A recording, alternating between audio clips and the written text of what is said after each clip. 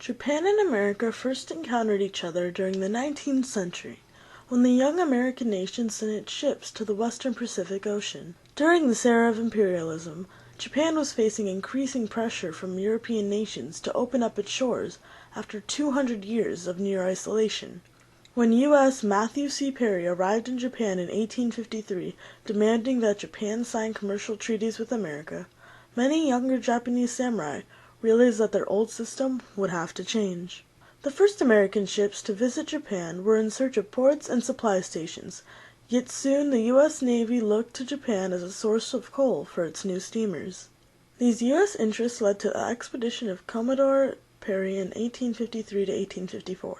Harris's 1858 Treaty of Amity and Commerce marked the beginning of the U.S.-Japan economic relationship, but also helped to stabilize the 200-year-old Tokugawa Shogunate. It was the reaction of the samurai reformers in Meiji that began Japan's economic reform. Decades before Americans and Japanese had trade relations or any sustained personal contact, the two countries were becoming fascinated with each other through tales and occasional exchange of luxuries. Once trade treaties were signed in the 1850s and the Meiji government deepened relations with the West, numerous Japanese and Americans traveled across the Pacific, the Japanese to learn, the Americans largely to see. Accounts of Japan became bestsellers in America, while Japanese looked to the United States as a source of economic wisdom and modernized ways of living. Within a few decades of beginning of formal relations, exchange societies began forming in both countries. The most prominent in Japan was the America-Japan Society of Tokyo, founded in 1917, while among the many organizations in the United States, the Japan Society of New York took pride of place after its 1907 debut.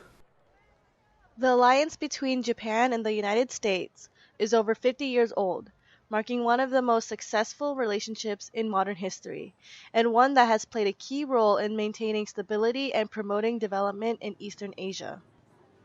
A new government has risen in Japan, overthrowing nearly 700 years of samurai rule, and committed to opening the country up to the knowledge of the modern world. This government, named after the ruling Meiji Emperor, expanded Japan's relations with many countries, but especially with America.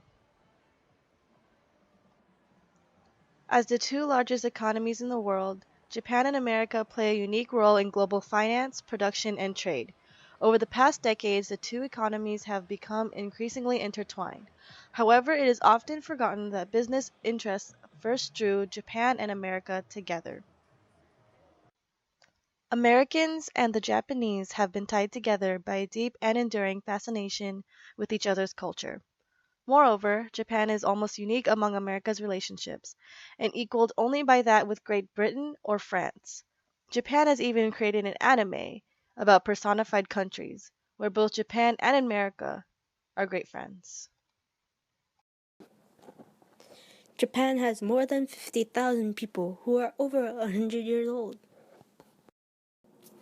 During World War II, Japan bombed China with fleas infected with bubonic plague. Japan and Russia still haven't signed a peace treaty to end World War II due to the Kuril Islands dispute. The number of Chinese killed by the Japanese during World War II is greater than the number of Jews killed in the Holocaust. During World War II, Japan received Jewish refugees and rejected, resulting the Nazi German protests. During World War II, a Japanese consul saved 6,000 Jews from the Holocaust by writing them all visas to Japan, even after the government told them not to. In 1945, the United States dropped 2 atom bombs on Japan, killing hundreds of thousands of Japanese citizens and ending World War II. But despite this devastating attack, less than a century later, Japan and the United States have become close political and social allies. In 2011, 85% of Japanese people polled viewed the U.S. favorably. So why doesn't Japan hate the U.S.? One of the big reasons is that at the time of the war, Japan was ruled by Emperor Showa. His policies plunged the country into financial crisis and increased military power. During the Second Sino-Japanese War and World War II, he authorized war crimes and ordered Japanese civilians to commit suicide instead of being captured. This made him a feared and unlikable figure in Japanese history. The end of the war also had a silver lining. Neither Japan nor the US stood any chance of invading each other, meaning that the protracted sea battle was going to continue indefinitely. On top of that, the USSR had also just joined the war against Japan. With the war over, Japan's communist neighbors threatened their existence. But from 1945 to Japan's independence in 1952, the United States occupied and rebuilt the country with a heavy emphasis on growth and stability. They promoted New Deal policies to help the economy, pushed for labor rights and unions, and dismantled existing monopolies and overhauled the education system. They also freely shared technologies, pushing Japan into eventually becoming a manufacturing giant, and introduced democracy and a new constitution, letting the Japanese people hold elections for the first time. Essentially, American involvement in post-war Japan, along with their significant financial support, launched the country into one of the biggest economic recoveries in recent history. Today, Japan has the 5th largest economy and is the 5th largest exporter in the world.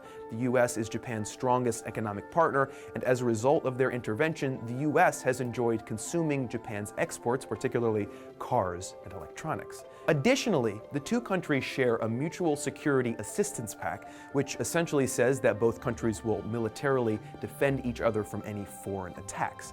These efforts, in addition to lessened tensions as subsequent generations have shifted their priorities, has led to a close and complementary relationship between the two countries.